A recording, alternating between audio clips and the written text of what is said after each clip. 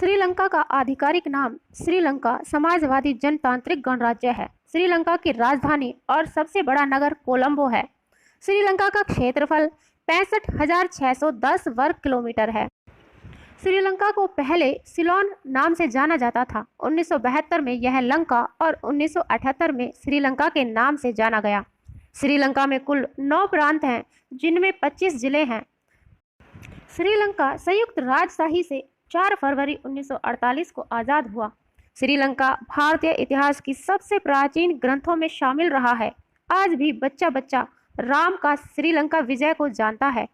श्रीलंका की पहली राजधानी अनुराधापुरा थी। भगवान बुद्ध का अनुराधापुरा यात्रा के बाद यहाँ बौद्ध धर्म का तेजी से प्रसार हुआ।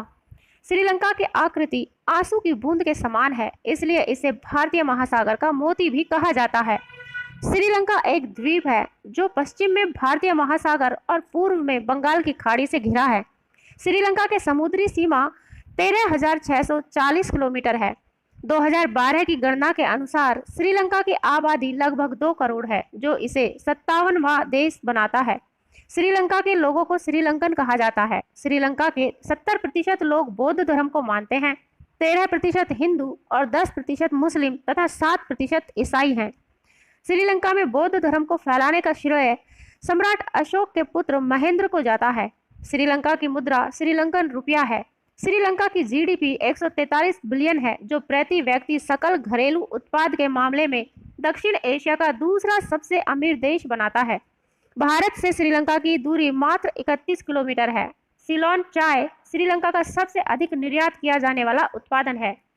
संस्कृत में श्रीलंका का अर्थ है प्रत्यारोपण द्वीप। श्रीलंका का प्रमुख भोजन चावल है। भारत की तरह श्रीलंका के लोग भी क्रिकेट के दीवाने हैं। श्रीलंका में एकमात्र एयरपोर्ट कोलंबो में है। श्रीलंका में तकरीबन 20,000 हाथी हैं। श्रीलंका में कुल 8 यूनेस्को वर्ल्ड हेरिटेज साइट्स हैं।